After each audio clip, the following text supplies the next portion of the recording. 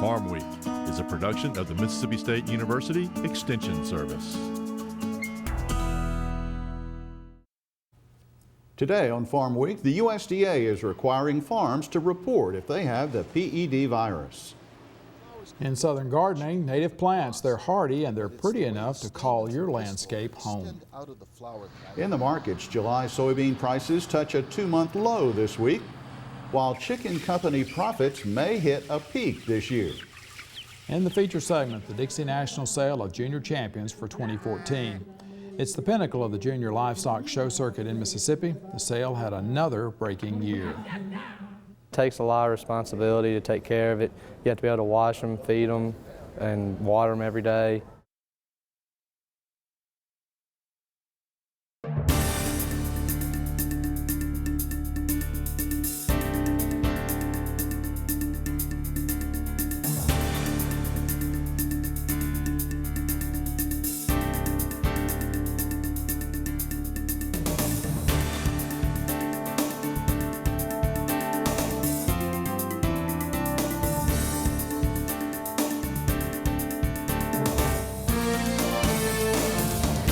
Good day, everyone. I'm Leighton Spann. And I'm Artis Ford. Welcome to Farm Week. The U.S. Department of Agriculture is ramping up its attention on the PED virus. Artis, the USDA is ordering mandatory reporting now by farms that discover the virus in their pigs. The order does not require quarantines or movement restrictions. Porcine epidemic diarrhea virus is having a significant impact on the U.S. pork industry. PED has killed 7 million U.S. piglets in the past year, and the number of market-ready hogs could decline by more than 10% this summer. Last week, U.S. Agriculture Secretary Tom Vilsack announced the reporting requirement and some new funding to bankroll research into controlling the disease. The announcement came in Iowa. Hog producers, dealing with both great market prices and a disease with no known cure, took center stage at the Iowa State Fairgrounds this week for the World Pork Expo. The annual celebration of food, policy, and product attracts visitors from around the world to the state that's the largest producer of pork in the world. We're looking at an increase of somewhere between 150 and 200 operations a week. So this is obviously an expanding issue. Nearly every conversation, though, came back to a lethal disease besieging the industry, the porcine epidemic diarrhea virus, or PED. USDA Chief Tom Vilsack announced $26 million in funding to help combat the diseases of PEDv and Delta coronavirus. We recognize that it is important to focus on creating a better understanding of these viruses, a better understanding of how they came into this country, a better understanding of how to deal with them once they are here, and how ultimately to deal with the eradication and elimination of them. Pork producers say it's an interesting time for the industry as record high prices offer some consolation for the losses to PED. For some people, it's been a positive impact in terms of price because the supply has diminished. For those producers that didn't get hit with PED, they are doing very well. The export market has been especially good for U.S. pork producers. Normally, the old saying goes, the cure for high prices is high prices, but a noted economist says that may not be the case this time. This one's a little different, and it's a supply shock, a productivity shock. And at some point we have to make a decision, are we going to be able to solve the productivity problem, or do we have to overcome it with more production capacity? Let's check on the Mississippi Weekly Crop Report from the Mississippi Ag Statistics Service in Jackson. This report reflects conditions as of last Sunday, June 8th, which means it does not include the rain that fell on Monday. So surplus topsoil moisture 44%, that will surely go up. Adequate 50% and short 6%. Mississippi corn, 2% of the crop has silked as of Sunday. That's behind the 5-year average of 21%. Mississippi cotton, 79% of the crop has emerged, which is about 10 points behind the average for the state. Squaring is at 4%, and that's behind 7 points for the state. Mississippi soybeans, we see that 89% of the crop is planted, about 5 points behind average. Emergence is almost on average at 82%. Mississippi rice, basically planted. Emergence is at 91%. Mississippi sweet potatoes running behind, the farthest behind, 28% planted as of Sunday. Normally it's 50% for this date. As we look at Mississippi peanuts, 77% of the crop is planted. They're behind as well. 93% is the 5-year average. 62% of the crop has emerged, which is close to the 5-year average. As we look at Mississippi wheat, all the crop is headed, harvesting 13% complete as of Sunday, and that's far behind the 55% average for this state. Well, Mississippi has a lot to offer in native plants. In this week's Southern Gardening segment, Extension horticulturist Dr. Gary Bachman shows us some pretty native plants that will fit easily into your landscape.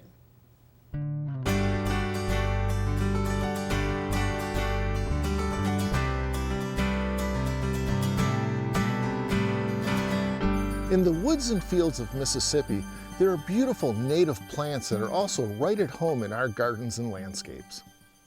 In this state, we're all familiar with pink indica azalea, but there are also several varieties of native azaleas which typically begin to bloom in late March on nearly naked stems. The flowers can be up to 1.5 inches across, but it's the way the stamens and pistil extend out of the flower that I find most attractive. The late afternoon backlighting of these false-tailed bracken ferns creates an almost ethereal glow. The upright growth of cinnamon fern has a strong vertical texture, while the fertile fronds resemble cinnamon sticks that look almost good enough to eat. Multiflora rose is a scrambling plant that is often seen on fence rows and on the edge of woodlands. The flowers are produced in large white to pink clusters beginning in late spring to early summer. A great plant found in wet areas is blue flag iris. These flowers are a light violet blue with a yellow patch towards the petal base. Each petal has artistic dark veins streaking the petals. A bright yellow flower that is a favorite of mine belongs to Coreopsis. Commonly called tick seed, this flower brightens roadsides and is the state wildflower of Mississippi. And a popular late spring bloomer is blue phlox. Despite the name, the flower color ranges from blue to lavender and pink. When you see these plants, don't go dig them up. Ask your local garden center for these Mississippi native plants for your landscape. I'm horticulturist Gary Bachman for Southern Gardening.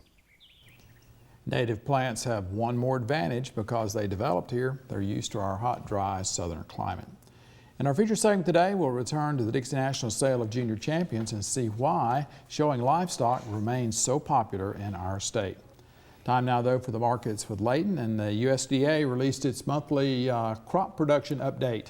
It did, and that is our lead story here in the markets at the almost midway point of June. Looking at our headlines this week, the USDA drops U.S. soybean ending stocks. U.S. cotton production and stocks are forecast to rise, while U.S. Chicken Company profits may be near a peak this year.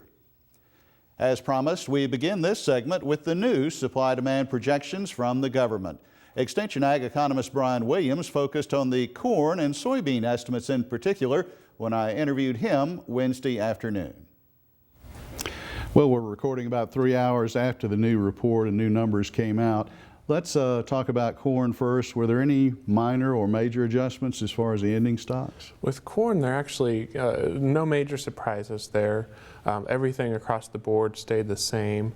There was some expectations of some small changes, but really no big changes expected either. All right, what about production itself as far as corn? Did the government change the picture for that?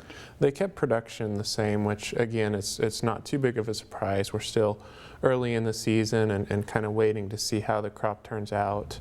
You know, right now the crop looks to be in real good condition, but that can change down the road. How is the market, in your opinion, expected to take these numbers? Of course, it hadn't been out long enough to really say, but in the remainder in coming days here. Well, looking at just the U.S. numbers, it's really not going to be a big mover there. Global numbers might bring it down a little bit, and it looks like at this point it has brought the prices down a little bit. There's been a 2 million ton increase in global production that's really could move it a little bit. All right, switching over to soybeans now, again starting with ending stocks, minor or major adjustments there? There were some small adjustments, and again, it was kind of in line with expectations. Both new crop and old crop ending stocks were reduced by about 5 million bushels for the U.S. All right, would you consider these to be numbers that will be reflected in market movement in coming days? Well, it doesn't, on the surface, again, it doesn't look like it should affect the markets too much because it really wasn't outside of our expectations. And I guess the same holds as far as soybean production in general, that number. Right. Again, the crop looks really good, but it's still fairly early in the growing season, and so we'll have to wait another month or two to start seeing movement in the production. So our next major market mover could be June 30th, the acreage report, I guess. Yes, I think so. More cotton in the U.S. this year is another headline out of that Wednesday's supply-demand report. The latest projections show higher production and higher ending stocks for 2014 and 15 compared to last month. DTN reports that one reason for the increase is the recent favorable rainfall in the Southwest. Meanwhile, the updated world projections for cotton include higher beginning and ending stocks, equivalent increases in production and consumption, and a decline in world cotton trade. Well, July Kansas City wheat posted its lowest close in over 3 months after those new numbers were released on Wednesday. The USDA increased its domestic and world ending stocks estimates for wheat for 2014 and 15. Analyst John Roach says the price slide in wheat was already well underway long before this week's new crop report. He says there are a number of factors at play. The speculative buying that had been in the market started to leave and prices started to decline. Our cash bids are much above world price levels, so we lost some export business. And maybe the last thing is that we're finally seeing the grain situation in Ukraine and Russia seem relatively normal in view of the uncertainty in that situation. Having normal business occur was a real negative to the wheat market. The National Biodiesel Board is urging President Obama not to retreat from his commitment to biofuels. Last November, you'll recall, the Environmental Protection Agency proposed reducing the biodiesel volume required under the renewable fuel standard.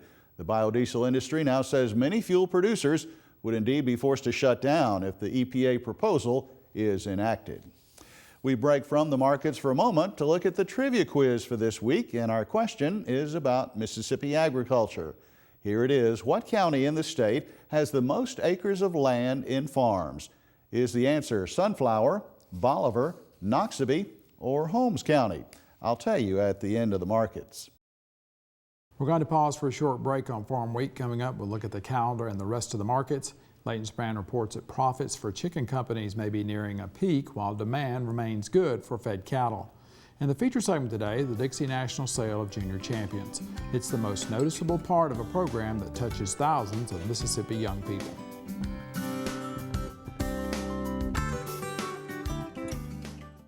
Each year, many Mississippians are seriously injured or killed when farm tractors overturn. Don't become a statistic. Avoid rollovers by staying away from steep ditches and pond banks. Slow down and operate tractors at a safe angle to the slope of the terrain.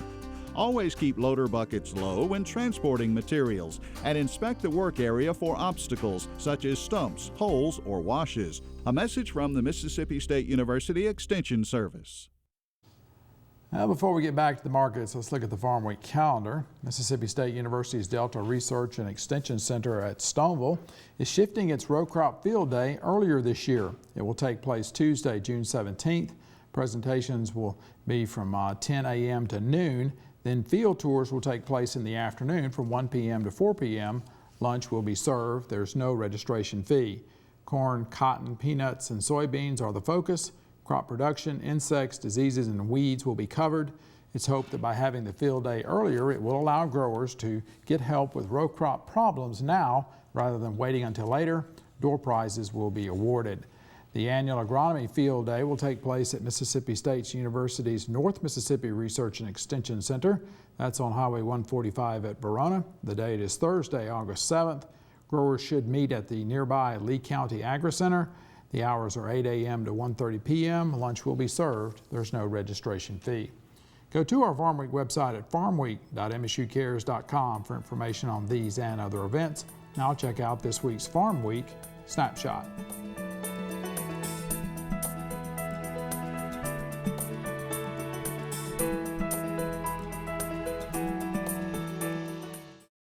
Wall Street analysts said this week that profits for U.S. chicken companies could peak this year or early next year.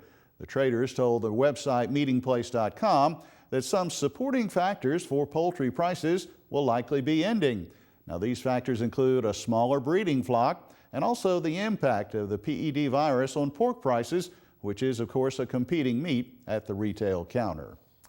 From chicken to the fat cattle market now, where there is some indication of more supply potentially coming into the pipeline soon. Analyst Virgil Robinson told Market to Market's Mike Pearson that demand remains good, and so should price levels. There's been some convergence between price of cash and the June futures contract, and to a lesser degree, the August. It's common knowledge, I think, that if the recent cattle and feed reports are accurate, we'll see an increase in show lists beginning quite soon. So that would suggest then an increase in available product. Demand remains strong, and I think we'll sustain this $135 to $140 price level.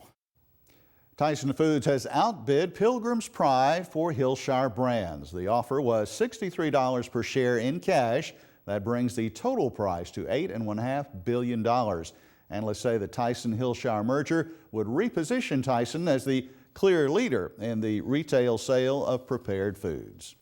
Before our feature story, here's the trivia answer for this week. The correct choice is B. Bolivar County in the Delta has the most acres of land in farms. Our feature story today takes us back to the 2014 Dixie National Sale of Junior Champions held in February in Jackson, Mississippi. It's the pinnacle of the junior livestock show circuit in the state. It was another record-breaking year for the sale. It showcased 44 champion and reserve champion animals out of more than 2,000 shown at the Dixie National Junior Roundup.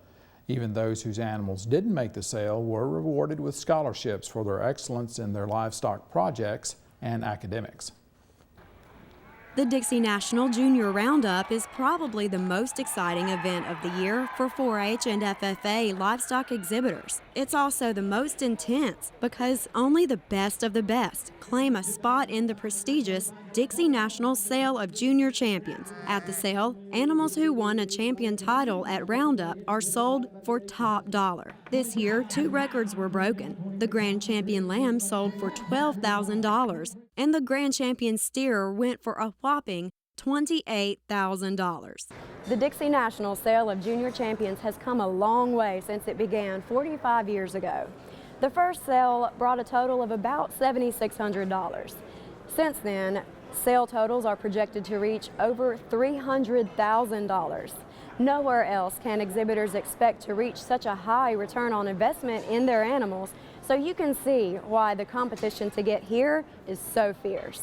To help explain how hard it is to make the sale, here's how the competition process works. Before Roundup, animals are categorized based on their breed, then placed in groups identified as either lightweight, medium weight, or heavyweight. Next, the judge chooses a first and second place animal from each weight group of that breed. Then, the first place animals from light, medium, and heavyweight compete for champion of their breed. When the champion of its breed is chosen, the animal that placed second in that same weight group moves up for a chance at being chosen reserve champion. After champions and reserves are chosen for each breed, an overall grand champion is selected. So each champion from its breed must come back out for the grand champion drive. When the grand champion is named, the reserve from that same breed goes up for a chance to win reserve grand overall. The same process goes for cattle, hogs, and goats, and the different species don't compete against each other. As you can see, there could be 20 to 30 animals just in one weight group. And with several breeds in the competition, each divided into 3 weight groups, an animal must be top-notch to stand out. Taylor McNair of Learned, Mississippi says she was fortunate to make it to the Dixie National Sale of Junior Champions. This year I did make it to the Sale of Champions. I had 2 animals to make it. I had a market steer who was a champion English, and I also had a market lamb who was reserve Shrop. That was super exciting for me to have not only 1 but 2 animals my very last year. Sunday was a really chaotic day. We had both the lamb show and the market steer show, and those were both the animals that I was able to get into the Sale of Champions. So it was a very chaotic day, running back and forth. They actually had to hold a show for me. Additionally, McNair says winning reserve champion with the Shropshire breed was exciting and shocking. It was very exciting. I was actually second in my class. I was a lightweight, and when we came back in, normally that spot is not gonna get a title, but he went to the lightweight, the first place lightweight, and then he came to me afterwards, and that was super shocking because that hardly ever happens. McNair says lightweight champions are very rare because market animals are judged based on the amount and quality of meat they'll produce. Therefore, animals are judged by muscle mass, fat content, length of body, and structural soundness. After Roundup champions were named and the 2014 Dixie National Sale concluded, the grand total for all 44 animals rang up at $369,000, surpassing last year's total by $50,000. But selling champions isn't the only goal. 29 academic scholarships worth $1,500 each and 6 premier exhibitor scholarships worth $2,000 were awarded to deserving exhibitors like Lane Spell of Holmes County. I won the swine premier exhibitor, and I've been studying for about a month for it, and I've been working with my pigs for about 3 months for it. It's all, you get scored on the test that you take, and then you get scored on your pigs that you show during the showtime. Additionally, Spell explains what the test involves. It was food, naming food samples, it was naming parts of a pig, structure of a pig, it was an interview, and it was a 25-question test. I think showing the animals was a little more difficult because you had to work with it harder and longer. The test, it was just memory stuff. Furthermore, Spell says he's learned a lot about responsibility and preparation. It takes a lot of responsibility to take care of it. You have to be able to wash them, feed them, and water them every day. You have to be able to walk them, take care of them. You can't procrastinate with it. You can't be unresponsible with them. About 2 years ago, we had a bad experience where it was 70 degrees outside, which is way too hot for a show pig. And it was, all the pigs were stressing out left and right on us. And then this year it was really cold, which the pigs really liked when it was really cold. But I also had a pig that got sick.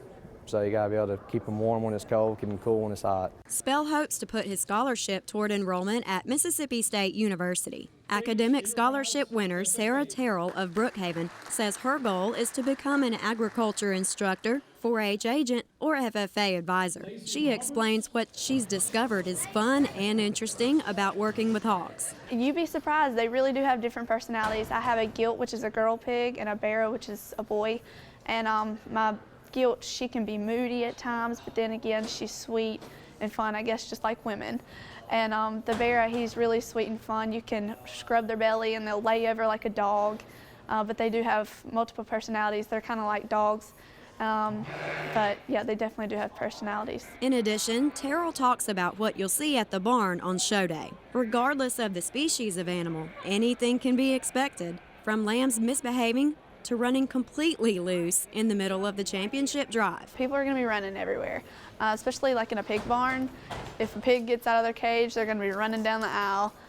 Some are a little bit more tame than others if they've been worked with at home.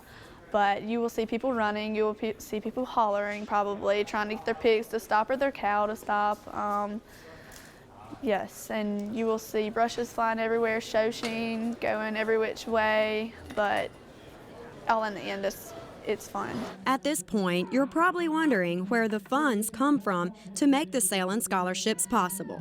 Sale of Champions Committee Chairman Jerry Host says the committee works hard to solicit buyers from around the state. I don't know a lot about animals, my background. I do know which end the food goes in, but my involvement is more from the standpoint of raising money. There are a variety of companies throughout the state that will come together either as a buying group, some individually. that will bid on a particular animal because of an interest in a client or a group of people within a county that they have an interest in. So there may be as many as 10 people in a single buying group, or it may be as low as an individual. Furthermore, Host claims you don't have to know much about agriculture or livestock to appreciate the value these projects bring to Mississippi. Not only is livestock important to the state's economy, but it helps shape the 4-H and FFA exhibitors who often become our future leaders. From Jackson, Mississippi, I'm Amy Taylor reporting. You can watch this story again on our Farm Week website, Facebook page, or YouTube. We'll have links and telephone numbers there for you to find out more about junior livestock shows in Mississippi. You can also contact your county extension service office to join Mississippi 4-H. Participation through Mississippi FFA is available at many public schools. Our website address is farmweek.msucares.com, and of course, Layton, the show circuit is already heating up as we work towards next February. Well, we are at the end of Farm Week for this week. On our next show, do your children know where their food comes from? The Mississippi State University Extension Service and the Mississippi Farm Bureau have created Farmtastic. It is an event designed to help elementary students learn about agriculture. In Southern Gardening, purple cone flowers. These flowers will grow in difficult conditions and they're strikingly beautiful. For the rest of the Farm Week crew, I'm Artist Ford. And I'm Layton Spann. Thanks for watching. We'll see you next week.